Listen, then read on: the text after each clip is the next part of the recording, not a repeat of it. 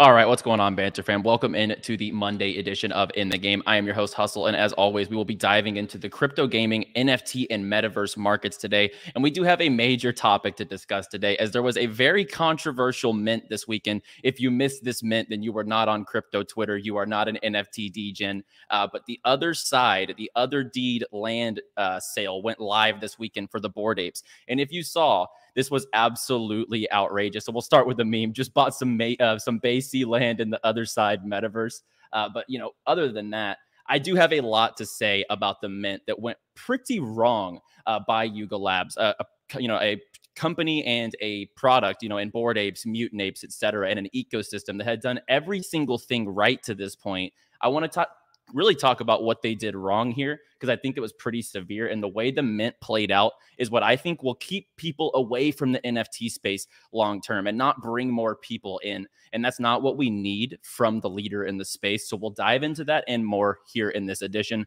Without further ado, let's get in the game. T-minus 15 seconds. Guidance is internal. 12, 11, 10, 9. Ignition sequence start. 6, 5, 4, 3, 2, 1. If you ain't here to hustle, why is you here? But if you here to hustle, the moon is near.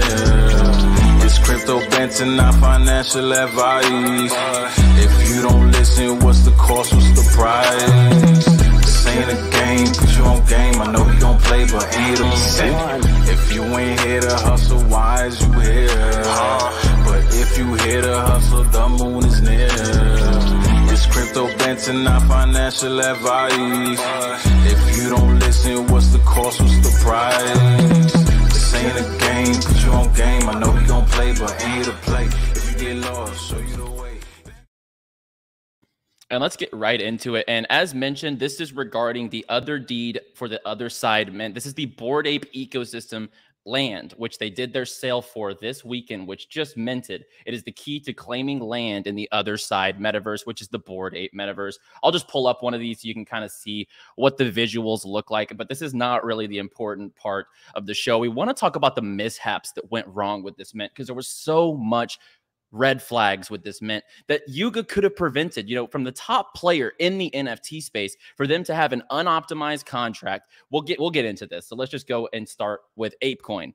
ApeCoin we see taking a substantial hit up at the peak. We were looking at 26.19, and this was right around a couple days before the mint went live. It was hovering around that $22 mark when the mint went live, and now we're sitting here on May 2nd at an ApeCoin price of $14.36. I mean, this thing has almost dumped 50% since the 28th of April. And this is mainly due to them pricing the land sale in ApeCoin. So everyone stacked up this ApeCoin and they went ahead and sold it off when they weren't able to get a mint because of the Ethereum gas prices. So let's talk about this. ETH gas prices surge as Yuga Labs cashes in $300 million selling other side NFTs. And if you don't know the damage done on gas, let's just take a look at this, because a lot of projects out there, and if you are in the NFT space, you would know that tons of projects run optimized contracts. Optimized contracts are a contract that is built to suffice with low gas, that is supposed to take the gas price down. Well, let's just take a look. This is the burn leaderboard for the past 7 days, and we have other deeds, which is the land for Bored Apes, taking up 55,000 Ethereum, basically 56,000 Ethereum if we round it up. This is over 56% of the gas burnt on the ETH network over the last 7 days. We're seeing it outdo the whole entire OpenSea exchange contract by a matter of 8 times multiplier. So this is an absolute, that is a big failure in my opinion, from Yuga to have an unoptimized contract from a company with so much backing, so much money, and they're valued so high. You would think they would have come through with an optimized contract. But no, over the past 7 days, their 56,000 ETH account for 56% of the entire burn rate on the ETH network. And then furthering that, they tried to justify this, right? So we wanted to say a few words about the mint. This is when things really set Twitter on fire. The gas was one thing, and everyone expected a gas war. When Ethereum has a hype mint, gas wars happen. Gas on Ethereum is a problem when there are very popular mints. But the devs could have optimized this contract, and we'll show what optimization could have done. But we want to say a few words about tonight. We know that this mint was unprecedented in the size of a high-demand NFT collection, and that it would bring its unique challenges. And with a significant clearing price of 305 ApeCoin, they felt like this would, keep that playing field even with, potentially not having as much participants that could get in at that price. But they were greatly wrong. I mean, so many people literally sold off NFTs, sold off part of their portfolios, their crypto, all different assets, and moved it around into ApeCoin in order to try to mint this land, right? And then this has been the largest NFT mint in history by several multiples, and the gas used during the mint shows the demand far exceeded anyone's wildest expectations. We're sorry for turning the lights off on Ethereum. This is where they really, really shot a red flag to a lot of people. I'll read this out. We're sorry for turning the lights off on Ethereum. It seems abundantly clear that ApeCoin will need to migrate to its own chain in order to properly scale. We'd like to encourage the DAO to start thinking in this direction. And I mean, if you go start reading all the replies here, it is absolutely comedy, the amount of flack that they're getting, because they just shrugged it off like this gas issue was nothing.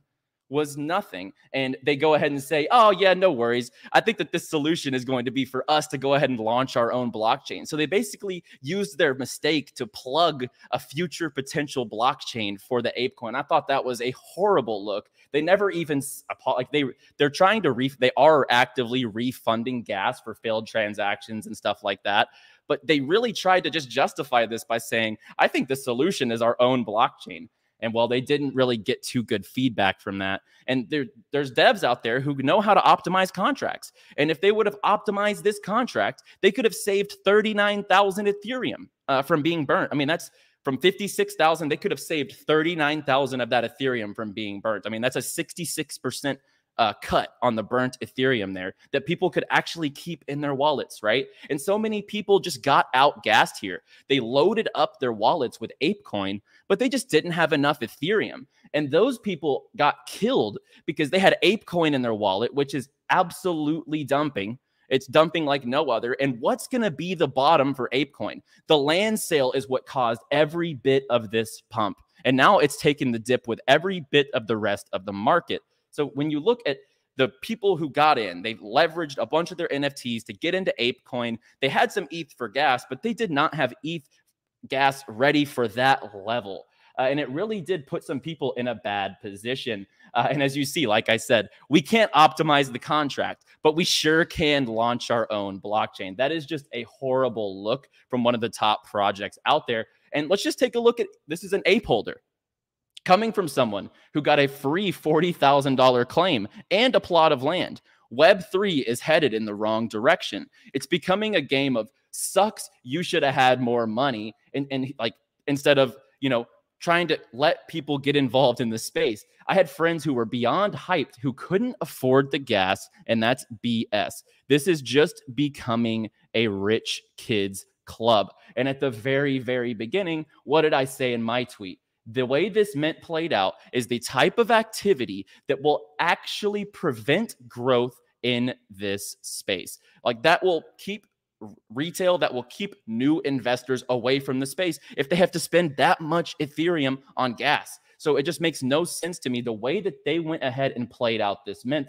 So yeah, it becomes a sucks, you should have had more money type of situation when Web3 is supposed to be inclusive. We're supposed to be welcoming in new members. And this type of news, this type of activity is not what is going to do that. And let's progress to another opinion. This is from Journey Crypto, another relative, I would say very big crypto influencer. In my opinion, other side deeds are not the play right now. A 100K NFT set that has a floor not far off from the Bored Ape Kennel Clubs, which is a 10K set. So the supply difference versus the floor versus the price, etc. It was very, the comparisons weren't quite right with the amount of supply on these land plots. Also, ape dumping post-mint as expected. Any big announcement for utility or info on their metaverse could make it surge. We will see. And that's exactly what happened. The only reason that ApeCoin pumped this much, guys, is for the land sale. The only reason that it pumped was for the land sale. And now we are seeing this falling like a falling knife. When is ApeCoin going to stop dropping? Because at this point, it's, you know, the utility right now is gone for ApeCoin. People were stacking it up for the land sale. So ApeCoin is falling like a falling knife. And then we have some other opinions. I don't, I do believe in the power of high net worth networks, but I don't agree with this statement at all. It was a brilliant strategy from Yuga Labs. Let's let all the poor souls sell off their NFTs from other projects so they could purchase 305 ApeCoin at the top and create a high gas minting process, which the rich and influential could afford. Win-win and true VC style. Now, clearly, he is taking shots at Yuga because Yuga basically, with their mint, this is what they set it up to be.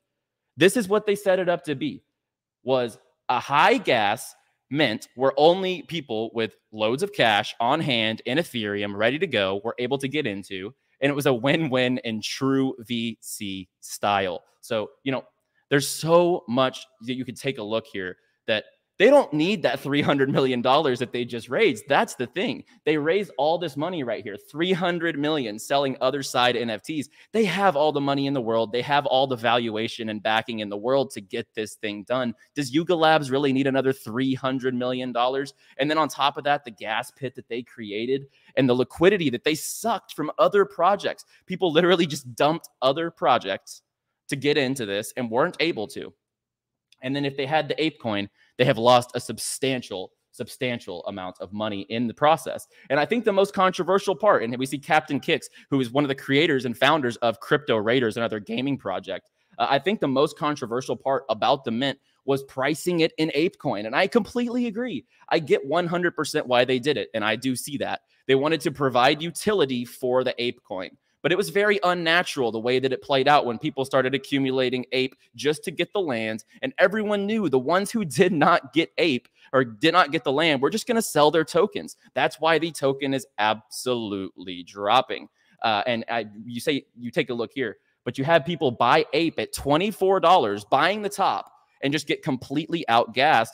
But some people bought at $13 or just got it free airdrop to them and let it 2x, like their value, their average cost there is way different than the average person who was buying in at $22, $24, $26, trying to accumulate the ApeCoin for these land plots.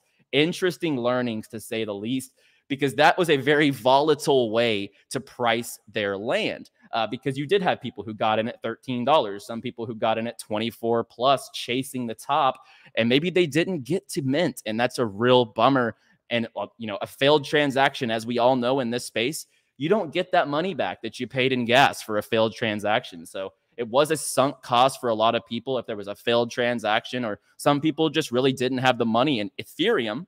They had everything in ApeCoin and they just completely got outgassed. And the last thing I want to touch on, what are some solutions to this? So let's take a look at Kieran. The best part about the other side meta effing up their mint so hard is that we will now go back and scrutinize our configuratables even further to try and prevent gas wars. So Kieran, you know, Illuvium, they're launching on Immutable X, which makes sense. A low gas solution, layer 2, based off Ethereum. Immutable X is going to be the gaming chain, the NFT chain for projects who want to go the low gas route.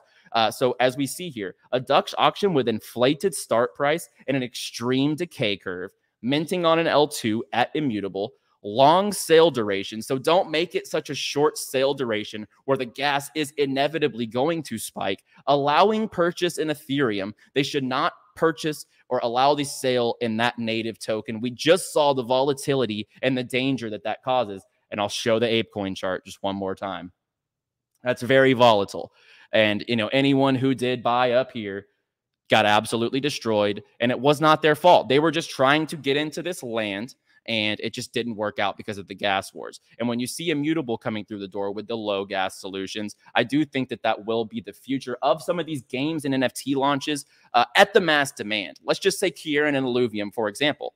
So Kieran and Illuvium are going to launch their land sale on Immutable. And this is going to be a very, very high demand land sale. I've seen the prices at a couple ETH and more being teased as for the Illuvium land sale prices. But all you actually have to do now is load up your Ethereum, low gas, boom. You're going to actually be able to mint this without without the issue of network congestion and high gas. And you'll actually see people selling plots and not a ticket to be claimed.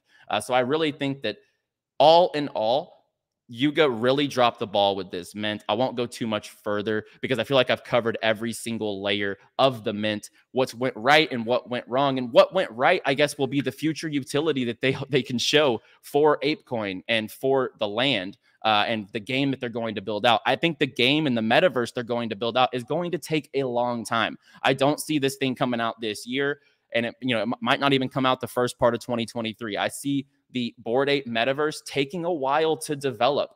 And so, there's going to be a big time wait here to really see if this delivers. And I do think the product they deliver, Yuga Labs, Bored Ape Yacht Club, Mutant Ape, Animoca Brands, they have so much they can incorporate into a metaverse here. I do think that inevitably their metaverse will be fantastic and their game will be great.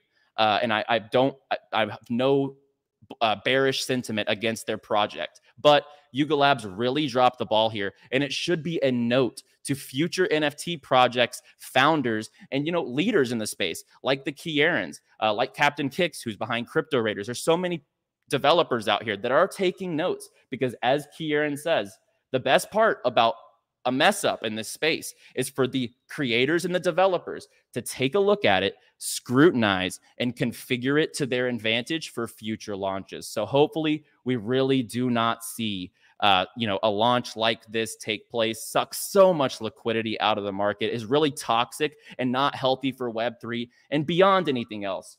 I do content, I do shows, I do education for crypto, gaming, metaverse, and NFTs to bring more people to the space. That is my end goal. I want to onboard more users into Web3. This is not the type of activity that is going to induce that, point blank, period. So without further ado, I'm going to go ahead and get out of here. If you enjoyed the show, please be sure to drop a like on the video as well. Subscribe to the channel. I'm live Monday through Friday, 2:30 p.m. Eastern time, right here on Crypto Banter. I am your host, Hustle. I will be back tomorrow for the Tuesday show. As always, play well, my friends.